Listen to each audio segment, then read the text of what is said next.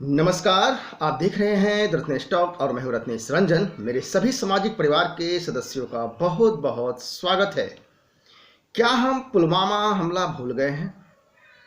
क्या हम उड़ी जैसे घटनाओं को भूलने के कगार पे हैं या भूल चुके हैं?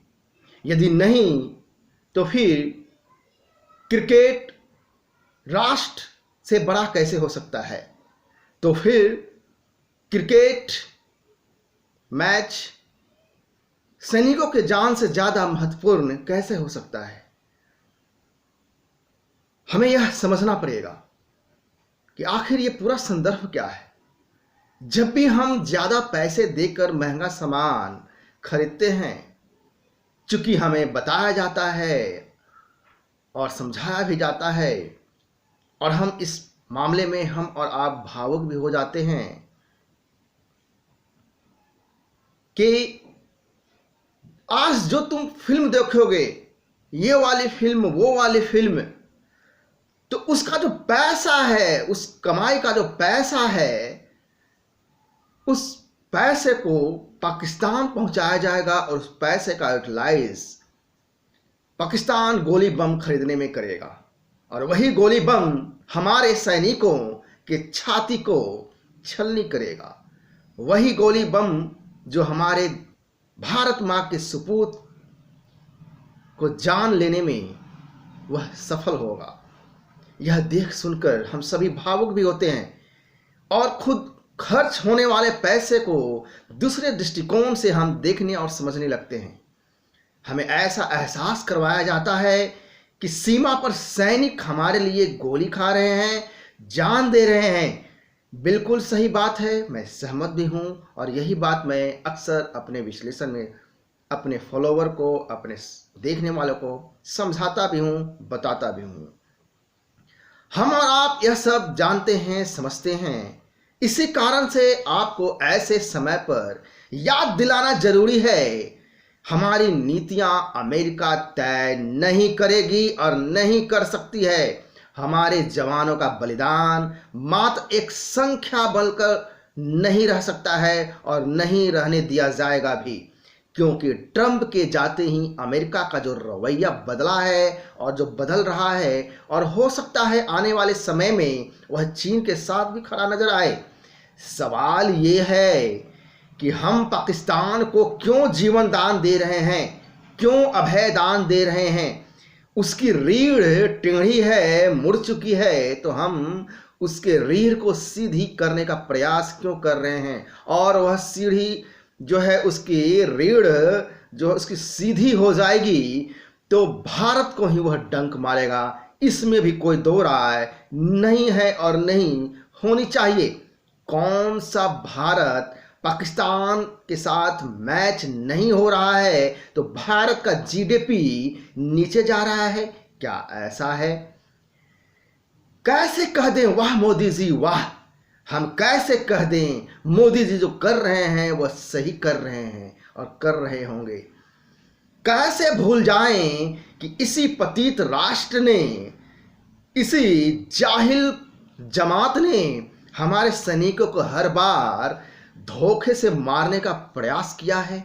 कभी भी उसने सामने से आकर के लड़ने का साहस नहीं जुटा सका है। कैसे भूल जाएं कि यही अमेरिका, इसी आतंकी देश पाकिस्तान को करोड़ों डॉलर देकर के भारत के खिलाफ आतंक को जीवंत करने में यह मददगार रहा है पाकिस्तान के साथ। दिल्ली के हिंदी विरोधी दंगों से लेकर के किसान आंदोलन की जो नौटंकियां हुई हैं और खालिस्तानियों की साजिश तक, भारत विरुद्ध पाकिस्तान का जो हाथ है सबको दिख रहा है, सबको समझ में आ रहा है। लेकिन उड़ती चिड़िया के हल्दी लगाने वाले प्रधानमंत्री श्री नरेंद्र मोदी जी शांति समझौते के तहत भारत के लिए कुछ सकारात्मक देख रहे हैं। इस क्रिकेट डिप्लोमेसी में वो देख सकते हैं, वो रणनीतिकार भी हैं, भारत के प्रधानमंत्री हैं, काफी राष्ट्रीय अंतर्राष्ट्रीय विरोध भी झेलते रहे हैं, झेल चुके हैं, और अक्सर मास्टर स्ट्रोक की बात की जाती है। उनकी हर बात मास्टर स्ट्रोक ही होती है। हम आम आदमी एक आम नागरिक है जो उसी पैसे से गोली खरीदी जाती है जो हमारी सैनिकों को मारी जाती है। इस तरह के भावुक मुद्दे होते हैं और फिर हम उसी देश के साथ हाथ मिलाने की बात करते हैं और क्रिकेट डिप्लोमेसी में मास्टर स्ट्रोक देखते हैं। मोदी जी जो भी करते हैं वो मास्टर स्ट्रोक हो सकता है, होता भी है, इसमें कोई दो राय नहीं है। और यदि मास्टर स्ट्रोक नहीं भी होता है तो बाद में एक कारण जोड़ करके बताया जाता है, कहा जाता है कि यही तो मास्टर स्ट्रोक था। उड़ी पठानकोट, पुलवामा जैसे बड़े हमले के बाद हमने अपनी सेना की वीरता देखी है और मोदी जी का 56 इंच का सीना भी देखा है, इसमें कोई दो राय नहीं है। मोदी जी के दूसरे कार्यकाल में जिस तरह से जो है पाकिस्तान को दुत्कारा गया है अंतर्राष्ट्रीय मंचों से, पाकिस्तान को उसकी हैसियत उसको अंतर्राष्ट्रीय जगत में बताई गई है और बखूबी पाकिस्तान समझ भी रहा है। खबर आ रही है कि उसी पाकिस्तान के साथ अब मोदी सरकार जल्द ही रिश्ते सुधारने के प्रयास में है और शुरुआत करने के दौर में जो क्रिकेट डिप्लोमेसी है उसको सामने लाया जाएगा। अब तो एनडीटीवी जैसे जो चैनल हैं और जो कुछ अखबार हैं, खुशियां की लहर दौड़ पड़ी है। कहा जा रहा है कि अब तक के किए गए शांति प्रयासों में यह प्रयास सबसे कठिन प्रयास होगा। मोदी जी के साथ साथ रहने वाले अमित शाह जी की जो चाणक्य की भूमिका में हैं, वो शायद भूल गए हैं कि चाणक्य नीति शत्रुओं के समूल नाश की बात करते हैं, यहां तक कि उसके संततियों को भी छोड़ने की बात नहीं करते।